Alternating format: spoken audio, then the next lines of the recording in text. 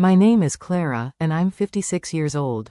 Standing at my son's wedding reception, I overheard my new daughter-in-law Victoria whispering to her sister about the pathetic old widow who probably couldn't even afford a decent wedding gift. I touched the deed in my purse, the deed to my late husband's 2,000-acre ranch worth millions, and smiled quietly, choosing to remain silent about my inheritance. Before we dive into this incredible story of betrayal and revelation, I'd love to know where you're watching from today. Are you someone who's dealt with family drama or inheritance issues? Please hit that like button if you believe karma has a way of revealing people's true colors, and don't forget to subscribe for more real-life stories that will leave you speechless. Trust me, what happened at that wedding reception will have you questioning everything you thought you knew about family loyalty. 6 months before that wedding, my world had shattered into a million pieces when my husband William passed away after 35 years of beautiful marriage. We had built our life together on that ranch, starting with nothing but dreams and determination, working side by side through droughts and prosperity alike. The reading of his will took place on a gray Tuesday morning that matched my mood perfectly, with William's brother Theodore sitting across from me in the lawyer's office, his fingers drumming impatiently on the mahogany table as if he already knew what was coming. When the lawyer announced that William had left the entire ranch to me, Theodore's face transformed from smug anticipation to pure rage, his fist slamming onto the table so hard that coffee cups jumped and spilled across important documents. He immediately accused me of manipulating William during his final days, spreading vicious rumors throughout our small Texas town that I was nothing but a gold digger who had waited 35 years to execute my plan. The truth was that William and I had discussed this decision years ago, knowing that Theodore's gambling addiction and failed business ventures made him an unsuitable heir to the legacy we had built with blood, sweat, and tears. My grief was a heavy blanket that threatened to suffocate me, but I had to stay strong to honor William's wishes and protect what we had created together. My son David, 28 years old and working as a software engineer in Dallas, had been my rock during those dark days, driving down every weekend to check on me and help with ranch business he didn't fully understand. It was at a charity gala in Dallas, when I had encouraged him to attend to get his mind off the family sorrow, where he met Victoria Pemberton, a stunning blonde from what everyone kept calling a prominent family. From the moment I met Victoria, something felt off, like a discord in an otherwise harmonious melody. She was beautiful, certainly, with the kind of polished perfection that spoke of expensive salons and designer clothes, but her eyes were calculating, always scanning, always measuring. During our first dinner together, she asked seemingly innocent questions about David's salary, his stock options, his future earning potential, all disguised as interest in his career achievements. When the conversation turned to family, she probed about assets and properties with the skill of a seasoned investigator, though she tried to mask it with girlish giggles and touches to David's arm. My best friend Ruth, who had known me since high school and had no filter whatsoever, pulled me aside after meeting Victoria at a family barbecue. She told me bluntly that Victoria had quite a reputation in Dallas social circles, having dated 3 wealthy men in the past 5 years, each relationship ending abruptly when financial circumstances changed. Ruth's daughter worked at the same marketing firm as Victoria and had witnessed her gold-digging tactics firsthand, including how she kept spreadsheets of potential partners ranked by net worth. I made the decision that night to keep William's inheritance a complete secret, telling only my lawyer Monica about the ranch's true value and my ownership status. I continued living modestly in the same farmhouse William and I had shared, driving my old pickup truck that had seen better days, shopping sales at the grocery store, and mending clothes rather than buying new ones. To everyone watching, I was just a grieving widow struggling to make ends meet, which is exactly what I wanted them to believe. Theodore wasted no time in recruiting allies for his battle against me, and his first convert was the most painful betrayal I could have imagined. My estranged sister Marilyn, whom I had helped through bankruptcy just 3 years earlier by giving her $10,000 I could barely spare at the time, showed up at my door with Theodore and a lawyer in tow. She stood on my porch, unable to meet my eyes, as she announced she would testify that William had shown signs of dementia, supporting Theodore's claim that the will was invalid. Theodore had promised her 20% of the ranch's value if she helped him break the will, and apparently, that was enough to buy her loyalty and erase 30 years of sisterhood. Victoria's courtship of David was a masterclass in manipulation that I watched unfold with growing alarm and frustration. She love-bombed him with constant attention, elaborate gifts he couldn't afford to reciprocate, and strategic tears whenever he mentioned spending time with friends or family without her. Within 3 months, she had effectively isolated him from his college buddies, convincing him they were jealous of his success and trying to hold him back. She even managed to create conflict between David and his cousin James, who had been like a brother to him growing up, by claiming James had made inappropriate comments about her when David wasn't around. My attempts to warn David were subtle at first, suggesting we have our traditional mother-son lunches where I could gently point out concerning behaviors I had noticed. But Victoria had already anticipated this, poisoning the well by telling David that mothers often have trouble letting go of their sons and that my grief was making me irrationally protective and possessive. She would stage incidents designed to make me look unstable, like the time she accidentally knocked over William's antique pocket watch, shattering it beyond repair, then tearfully told David that I had screamed at her and called her names when he wasn't there. The legal battle with Theodore and Marilyn intensified when they filed official papers challenging William's mental capacity in his final years. They hired an aggressive attorney known for breaking wills through character assassination and procedural technicalities, submitting affidavits from people William had barely known, claiming they had witnessed concerning behavior. The stress of defending my husband's legacy while grieving his loss was overwhelming, but I found an unexpected ally in Judge Harrison, William's best friend since childhood, who knew the truth about William's sharp mind and clear intentions until his very last day. Victoria discovered the legal filing through her father, who happened to be a lawyer himself, though I would later learn his practice was failing and he was desperate for any financial windfall. She saw an opportunity in our family crisis and began planting seeds in David's mind that I was hiding financial troubles out of pride. She would mention articles about elderly people losing their homes, comment on how stressed I looked, and wonder aloud whether I was too proud to ask for help with mounting legal bills that she imagined I must have. David, sweet and naive about the depths of human greed, began offering to help with my supposed debts, which Victoria eagerly encouraged with practiced concern on her face. She would pat his hand and praise him for being such a devoted son, all while calculating how much of his savings she could redirect from their wedding fund to appear supportive of his family obligations. I maintained my modest lifestyle carefully, wearing the same church dress I had worn for years, clipping coupons at the grocery store, and driving my truck that backfired every time I turned left, all of which reinforced Victoria's assumptions about my dire financial situation. The second major betrayal came from someone I had trusted implicitly for 15 years, my accountant Harold, who had helped William and me build our agricultural business from nothing. Theodore had discovered Harold's secret gambling problem and offered to pay his debts in exchange for testimony about unusual transactions in our accounts during William's final year. Harold agreed to lie under oath, claiming I had moved money suspiciously and pressured William to change beneficiaries on various policies, though none of this was remotely true. I was forced to hire a sharp young lawyer named Monica Chen, recommended by Judge Harrison, who immediately set about dismantling Theodore's case piece by piece. She uncovered a treasure trove of information about Theodore's past, including 3 failed businesses, 2 bankruptcies, and current gambling debts exceeding $300,000 to some very dangerous people. She also discovered that Marilyn owed $40,000 in back taxes and was facing potential jail time if she couldn't pay, explaining her sudden willingness to betray her own sister for Theodore's promised payout. Victoria pushed for a quick engagement, sensing correctly that the legal battle might expose information she didn't want revealed before she had locked down her claim to what she assumed would be David's inheritance. She orchestrated an elaborate proposal scenario at an expensive restaurant, making sure to invite her family and friends to witness it, putting David in a position where refusing would have been social suicide. The ring she had picked out cost 3 months of David's salary, but she tearfully insisted it was perfect and that their love was worth any sacrifice. Victoria transformed into a full bridezilla the moment that ring was on her finger, insisting on a wedding that would cost more than most people's houses. She wanted ice sculptures, a 12-piece orchestra, flowers flown in from Holland, and a reception at the most exclusive country club in Dallas, all while expecting David to somehow pay for everything on his engineer's salary.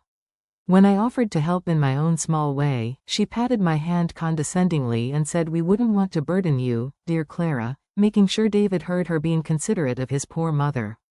The deliberate exclusion from wedding planning was surgical in its precision, with Victoria scheduling venue tours and dress fittings specifically when she knew I had ranch obligations or legal meetings. She would later tell David the first had declined to participate, showing him text messages where she had invited me to events with 2 hours' notice, knowing I was 3 hours away. When I offered my grandmother's wedding dress, a beautiful handmade lace creation that had been worn by 3 generations of women in our family, Victoria held it up at the rehearsal dinner and laughed, calling it a musty old rag that belonged in a museum, not at her wedding. Behind the scenes, the legal battle had reached a fever pitch with Theodore hiring a public relations firm to destroy my reputation in the court of public opinion. The local newspaper ran a salacious story about the bitter inheritance dispute, painting me as a calculating widow who had isolated a dying man from his loving family to steal their rightful inheritance. They used a photo of me from William's funeral where grief had ravaged my face, making me look haggard and desperate next to a professional headshot of Theodore in his best suit, looking like a wronged pillar of the community. David, under Victoria's constant influence, began distancing himself from me in ways that cut deeper than any of Theodore's attacks. He started making excuses for why he couldn't come to Sunday dinners, why he was too busy to help with the spring cattle drive, why Victoria needed him more than his grieving mother. When I called to wish him happy birthday, Victoria answered his phone and said he was too busy to talk, though I could hear him laughing in the background at something on television. Victoria's family treated me with open disdain at every opportunity, making their contempt for David's humble origins clear in 1,000 small ways. At the engagement party, held at their ostentatious home in Highland Park, I was seated at a table in the corner with the catering staff's relatives while Victoria's mother held court at the main table, regaling everyone with stories about their family's supposed connections to European nobility. When introduced, she looked at my simple dress and calloused hands, then turned to her friend and loudly commented that David was certainly marrying beneath his potential, but love makes us all do foolish things. The third betrayal came from the most unexpected source imaginable, Marcus Thompson, who had grown up next door to us and been David's best friend since they were 5 years old. Marcus had eaten hundreds of meals at our table, spent countless summers working on the ranch, and been like a second son to William and me.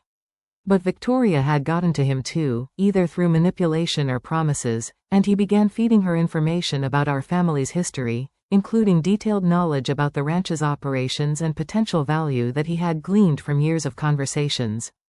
I discovered Victoria's research into the ranch when Monica's investigator found records of her using Marcus's real estate connections to pull property assessments and market analyses for our land. She had even gone so far as to contact developers about potential subdivision possibilities, though she didn't yet know the ranch was already mine. Her searches painted a picture of someone planning to dismantle a legacy the moment she could get her hands on it, turning centuries-old grazing land into strip malls and cookie-cutter housing developments. Monica's investigation revealed the full scope of Theodore's desperation, including enforcement letters from casino creditors and a paper trail showing he had already spent money he didn't have based on his expected inheritance. Marilyn's situation was equally dire, with the IRS preparing to seize her house and garnish her wages if she couldn't pay her back taxes within 90 days. These weren't just greedy relatives, they were desperate people who saw me as the only obstacle between them and financial salvation. My strategy remained consistent throughout this circus of greed and deception, letting everyone believe I was a poor widow barely scraping by while Monica built an ironclad defense of William's will. I wore the same 5 outfits in rotation, patched and repatched my work boots, and even sold some of the cattle, making sure word got around town that times were tough at the ranch. Victoria ate up every sign of my supposed poverty, once staging a scene at an upscale restaurant where she loudly offered to pay for my meal because she knew how hard things must be for me right now. The ultimate humiliation came when David, my own son, approached me with an offer to set me up in a nice retirement community after the wedding, somewhere I could be comfortable without the burden of trying to maintain the ranch alone. Victoria stood behind him, her face a mask of false concern, as he explained that they had already looked at several places with excellent care and social programs for seniors. The boy I had raised, who had learned to ride on that land and helped his father mend fences every summer, was now ready to shuffle me off to some sterile apartment complex so his wife wouldn't be embarrassed by his poor relatives. 2 weeks before the wedding that would either destroy my family or reveal the truth, Judge Harrison introduced me to Samuel Rodriguez, a private investigator with 30 years of experience uncovering financial fraud. Samuel was a soft-spoken man with sharp eyes that missed nothing, and within days of taking the case, he had uncovered a web of deceit that went far deeper than I had imagined. Victoria's past was a masterwork of calculated relationship destruction, with 3 broken engagements to wealthy men who had all discovered her true nature just a little too late. The first fiancé had been a tech entrepreneur who lost his funding right before their wedding, and Victoria had left him so fast she didn't even return the engagement ring. The second was an oil executive who discovered Victoria had been secretly recording their conversations about his company's finances and sharing them with her father. The third was a banker who caught her trying to transfer money from his accounts into offshore holdings she controlled. Each man had been too embarrassed to press charges or go public, allowing Victoria to move on to her next target without consequence.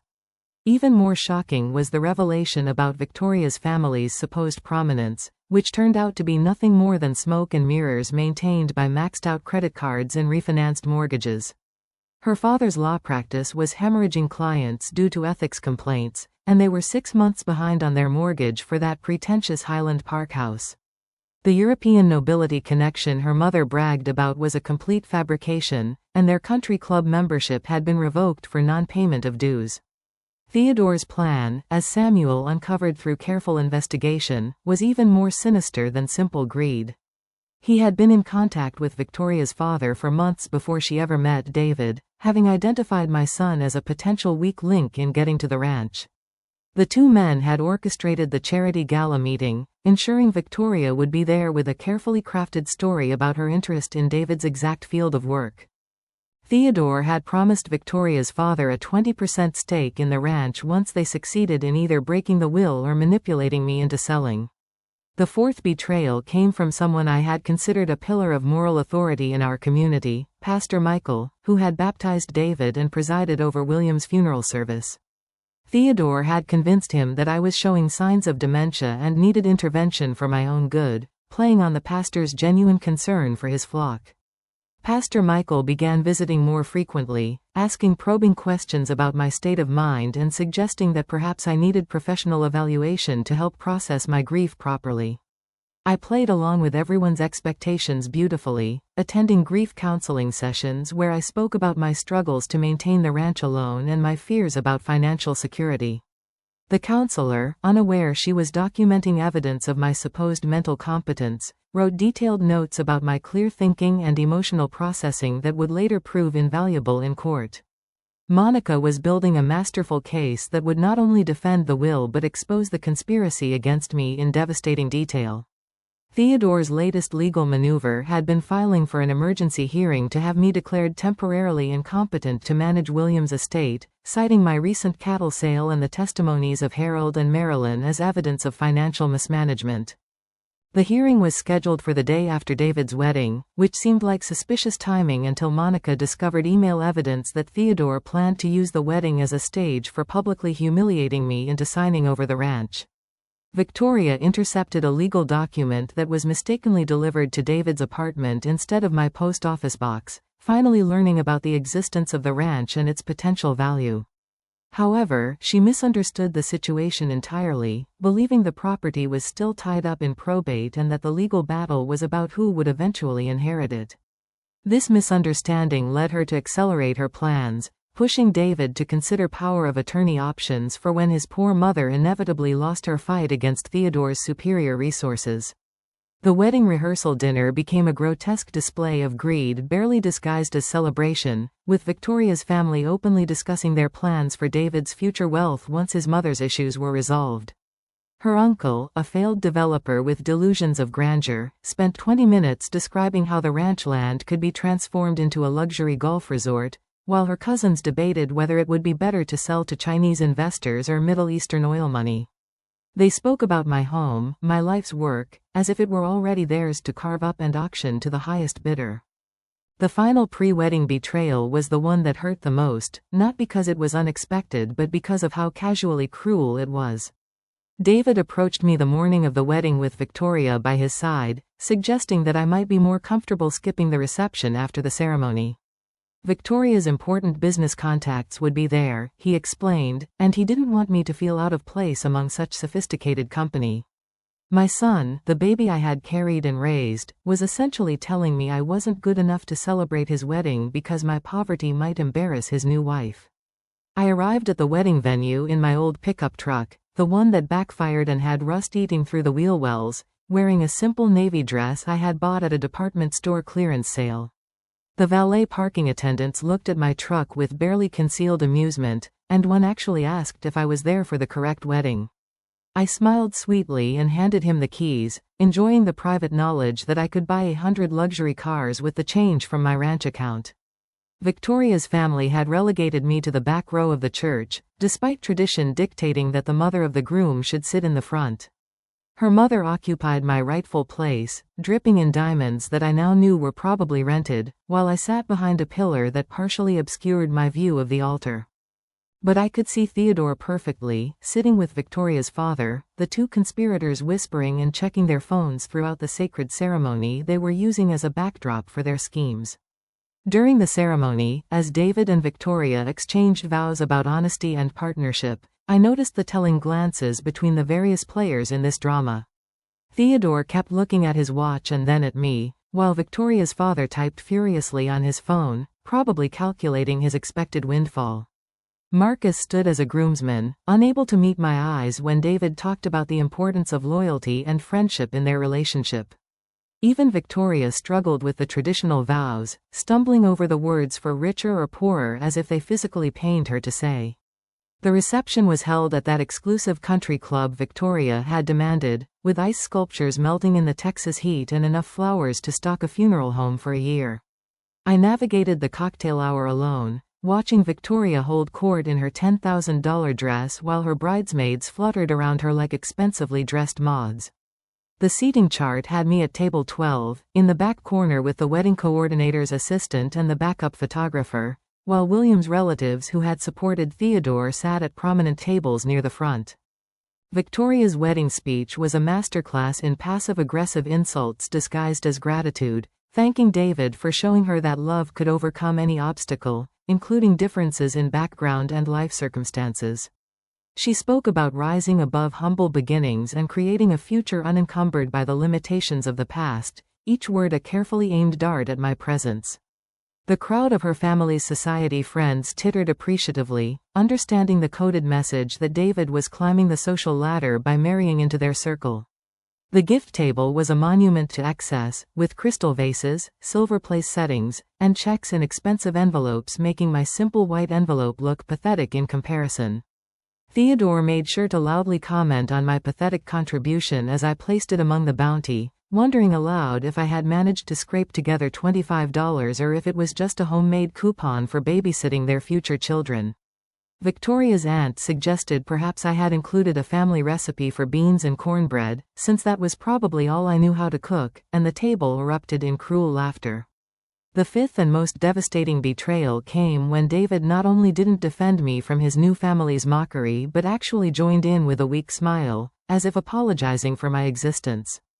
When Victoria's mother suggested I might be more comfortable leaving early to avoid the complicated silverware at dinner, David actually nodded and mentioned that I probably needed to get back to the ranch anyway since I couldn't afford help to watch the animals. My son, my baby boy, had chosen his side, and it wasn't with the woman who had loved him unconditionally for 28 years. The atmosphere shifted dramatically when Monica walked in, dressed in a power suit that made Victoria's designer friends look like they were playing dress-up. She carried a leather briefcase and walked with the confidence of someone about to change the entire game. She made her way directly to me, whispered that Theodore's case had been dismissed with prejudice, and handed me an envelope containing the final ranch appraisal that put the value at $22 million, not including mineral rights or development potential. Victoria's father was standing close enough to overhear Monica announce the appraisal amount, and I watched the blood drain from his face as he realized the magnitude of what he had been trying to steal. He grabbed Theodore's arm, and the two men began what appeared to be a heated whispered argument, both gesturing frantically as their carefully laid plans crumbled before their eyes. The wedding coordinator asked Monica to keep her voice down, but Monica simply smiled and said the real show was about to begin. Judge Harrison chose that moment to stand, his commanding presence immediately drawing attention despite his position at one of the back tables where Victoria's family had banished William's friends. He clinked his champagne glass with a silver spoon, the sound cutting through the reception chatter like a bell tolling for Judgment Day. His voice, trained by decades of commanding courtrooms, carried to every corner of the space as he announced he had news about William's estate that would affect everyone present, especially those who had shown such interest in its disposition. Victoria's carefully composed mask slipped for the first time as she realized something was happening outside her control. She frantically gestured to the band to start playing, tried to get the wedding coordinator to intervene, even grabbed David's arm and hissed at him to stop whatever was happening. But Judge Harrison continued speaking, explaining that the estate of William Morrison had been settled 6 months ago, with all assets transferred cleanly and legally to his widow, Clara Morrison, who had been the sole owner of the ranch and all associated holdings since the day after the funeral. The room erupted into chaos that would have been comedic if it weren't so tragically revealing of human nature at its worst. Victoria screamed at David, demanding to know how he could not know his mother owned a $22 million ranch, accusing him of lying to her throughout their entire relationship. Theodore attempted to claim that I had hidden assets illegally and demanded an investigation, while Victoria's father tried to salvage something by suggesting there must be a way to contest the transfer even after the fact. Samuel Rodriguez entered with 2 uniformed police officers, walking directly to Theodore with an arrest warrant for fraud, extortion, and conspiracy to commit elder abuse.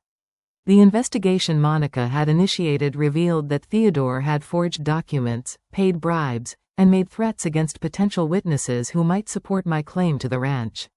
As the officers handcuffed him, Theodore looked at me with pure hatred and spat that I had stolen what was rightfully his, apparently forgetting that William and I had built that ranch together while he was gambling away every opportunity his brother had given him. Victoria's father tried to slip out during the commotion but found his exit blocked by another pair of officers with a warrant for his arrest on conspiracy charges. The emails between him and Theodore were particularly damning, including detailed discussions about how to break me psychologically and force a sale or transfer. One message actually used the phrase, "old widow," and discussed how easy it would be to manipulate a grieving woman, showing just how little they thought of my intelligence and strength. David stood in the middle of his ruined reception, looking between his hysterical bride and his vindicated mother, finally beginning to understand the magnitude of his betrayal. His face cycled through confusion, anger, shame, and horror as the full scope of how he had been used became clear. Victoria, seeing her meal ticket evaporating, made one last desperate play, grabbing the microphone from the bandleader and announcing to the entire reception that David had known about the ranch all along and had conspired with me to hide assets from her. Victoria's desperation reached new depths when her public accusation failed to gain traction, with even her own family stepping away from her as they realized the legal ramifications of being associated with the conspiracy. She demanded that David get their share of the ranch from me, switching between tears and threats as she insisted that as my son, he was entitled to at least half of everything regardless of what the will said. When David, still reeling from the revelations, refused to demand anything from me, she played what she thought was her ace card, announcing dramatically that she was pregnant with his child. The reception hall, which had been slowly emptying as guests fled the unfolding disaster, went completely silent at this announcement until Marcus, David's former best friend and groomsman, stepped forward with tears streaming down his face. He confessed that the baby couldn't be David's because he and Victoria had been having an affair for the past 4 months, meeting at her apartment while David was at work and planning their own future with the money they expected to get from the ranch. The betrayal from his best friend since childhood was the final blow that sent David to his knees, literally collapsing as his entire world revealed itself to be built on lies. Marilyn approached me as the police were finishing their arrests, her face a mask of desperation and shame as she begged for my forgiveness. She tried to explain about the tax debt, about how Theodore had promised her enough money to save her house and keep her children in their school, about how sorry she was for choosing money over family. I reached into my purse and pulled out a manila envelope I had been carrying for weeks, handing her documents showing every penny I had ever given or loaned her over the years, totaling nearly $50,000, and informed her she could consider my forgiveness when she had paid back every cent with interest. David finally found his voice to ask the question that hung in the air like smoke from a wildfire: why I hadn't told him about the ranch, why I had let him be humiliated and used by people who only saw dollar signs when they looked at our family. My response was simple but devastating in its truth, explaining that his father and I had always believed that money doesn't create character, it reveals it, and I needed to know who in our lives could be trusted with our legacy. The test had been painful but necessary, and everyone had shown their true colors in vivid, undeniable detail. The annulment proceedings began within days, with Victoria trying to claim that David had committed fraud by hiding his family's wealth throughout their courtship and engagement. Her own text messages to Marcus destroyed this argument, as they contained detailed discussions about how David was clueless about the ranch and how they would have to wait until after manipulating me to get their hands on any real money. One particularly damning message had her calling David a useful idiot who came with a potentially profitable mother-in-law, showing just how cold and calculated her entire relationship had been. My revenge, if it could be called that, was served with surgical precision and a complete absence of emotion that seemed to unnerve Victoria's family more than any display of anger would have. I purchased the office building where Victoria's father's failing law practice rented space, then offered him a choice of either publicly apologizing for his role in the conspiracy and testifying against Theodore in exchange for reasonable lease terms, or facing eviction and criminal prosecution.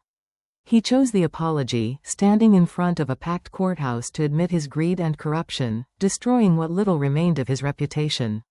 The town's reaction to Theodore's arrest and the revelation of his gambling debts was swift and merciless, with creditors emerging from the woodwork to claim what he owed them.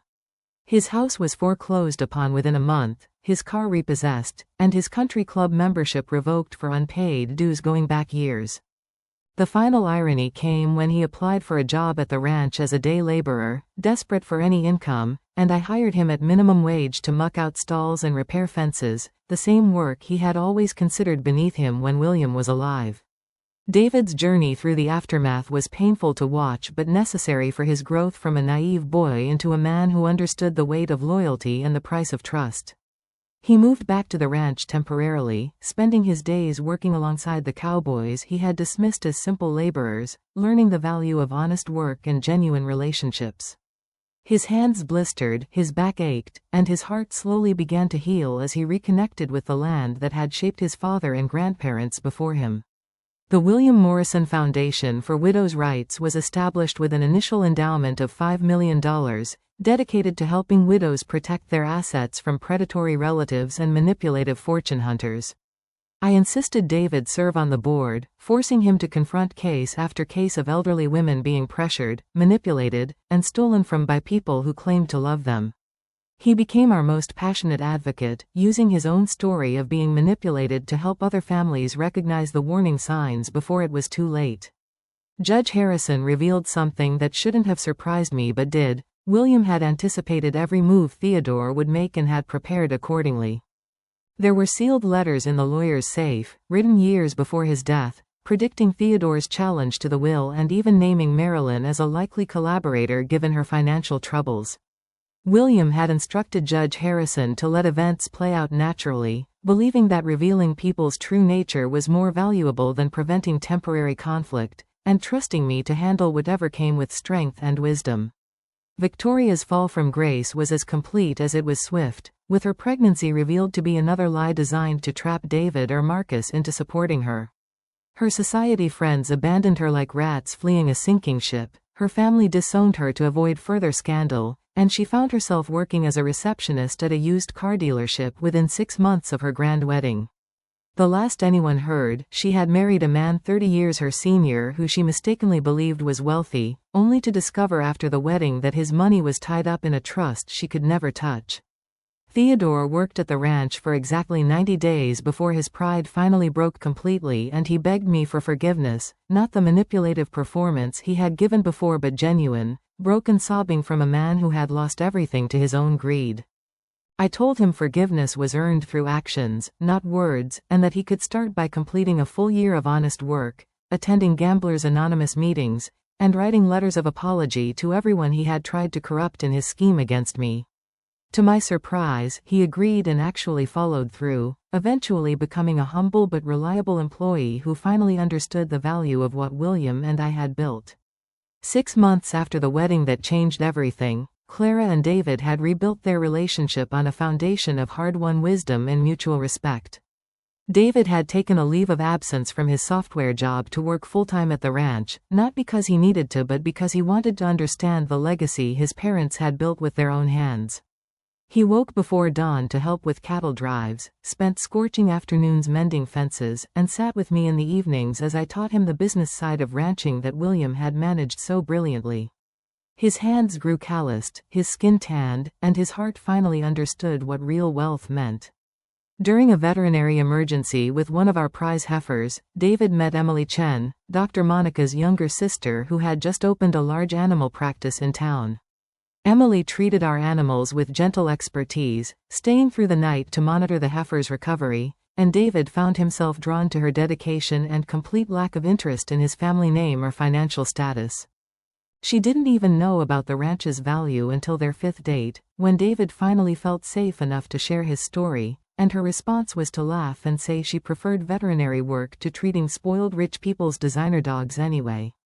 I watched their courtship with quiet satisfaction, noting how different it was from the whirlwind manipulation Victoria had orchestrated. Emily came to Sunday dinners in jeans and boots, helped with ranch work without being asked, and treated me with genuine warmth that needed no ulterior motive. She and David moved slowly, building friendship first, sharing their dreams and fears, creating something real in the space where illusion had once flourished.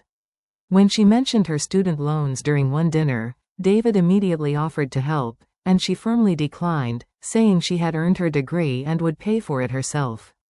Theodore's transformation continued to surprise everyone, including himself, as he discovered an unexpected satisfaction in honest work and genuine redemption.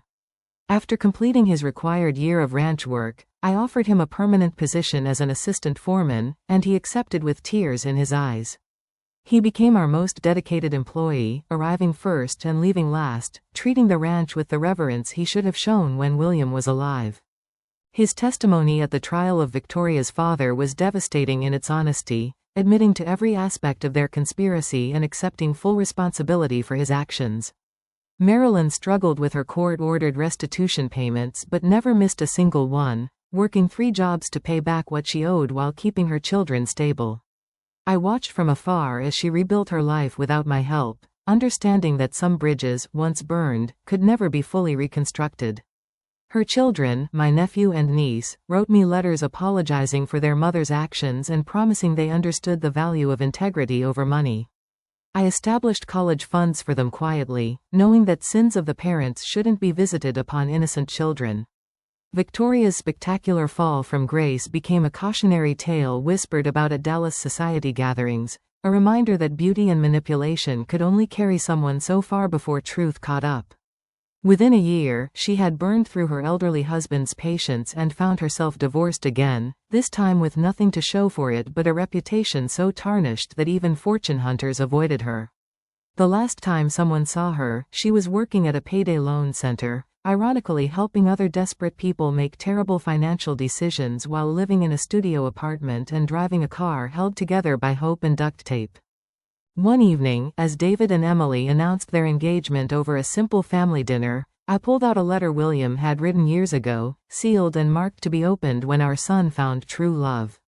David's hands shook as he read his father's words about the nature of real wealth, about how money was just a tool that could build or destroy depending on the character of who wielded it.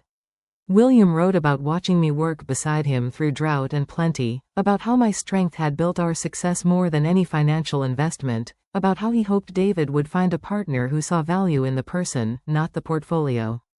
The ranch thrived under our renewed partnership, with David bringing modern sustainable practices to complement traditional methods, and Emily establishing a veterinary clinic on the property that served surrounding ranches at fair prices. We employed 25 full-time workers, all paid living wages with health benefits, and established an apprenticeship program for young people interested in agricultural careers. The foundation expanded to help hundreds of widows protect their assets and dignity, with David personally counseling families who found themselves facing predatory relatives. David and Emily's wedding was everything his first wedding wasn't, a simple ceremony in the ranch's oak grove with only close family and genuine friends in attendance. Emily wore my grandmother's dress, properly cleaned and altered, looking radiant in its timeless elegance. Theodore stood as a reformed man among the guests. Marilyn watched from a respectful distance, having earned an invitation through consistent restitution, and Judge Harrison officiated with joy instead of judgment. The reception was barbecue and dancing in the barn, with ranch hands and millionaire neighbors celebrating side by side, everyone equal in their happiness for the couple.